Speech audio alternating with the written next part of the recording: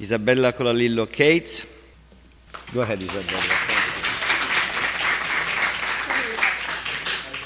I have scribbly writing. Okay. Buonasera. I'm going to read 2 short poems so that whoever comes after me will have some time. And the first one is a very old poem. I used to spend, a lot of time going to New York.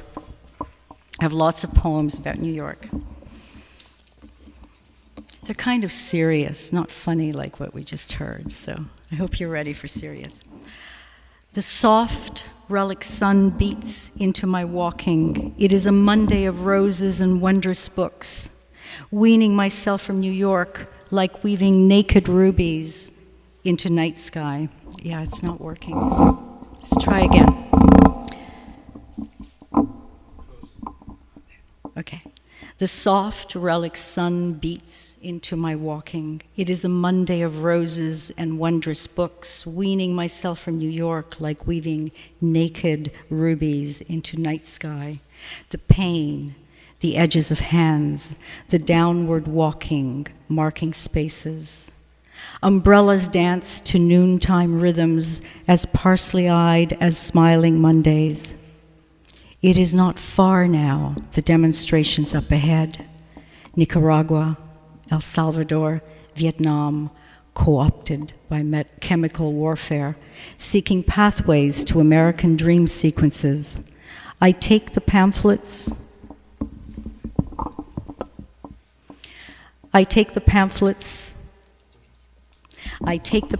and stuff them in my pocket, where my heart stays.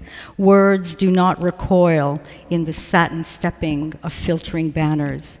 These are the unresolved parables of a lost nation, errant princess of midnight twilights, cavorting in fear and restlessness. Supermom, America. Superman, the president. Super race, the Democratic Republican lineage. New York as heart center of visions.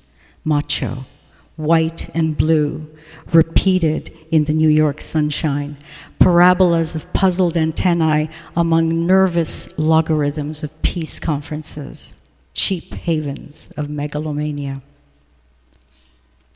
Dreaming of love, we lie naked on balconies, sucking in word blooms, growing fat on propaganda, longing for love.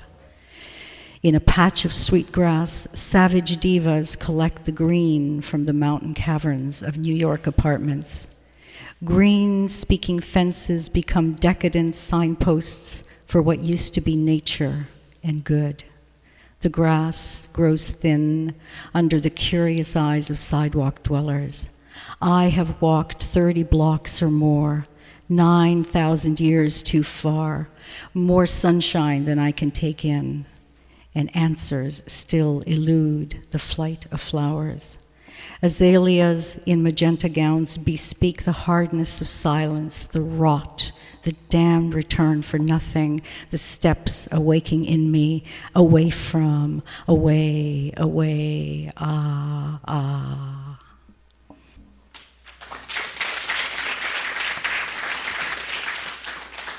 They said to talk about cities, so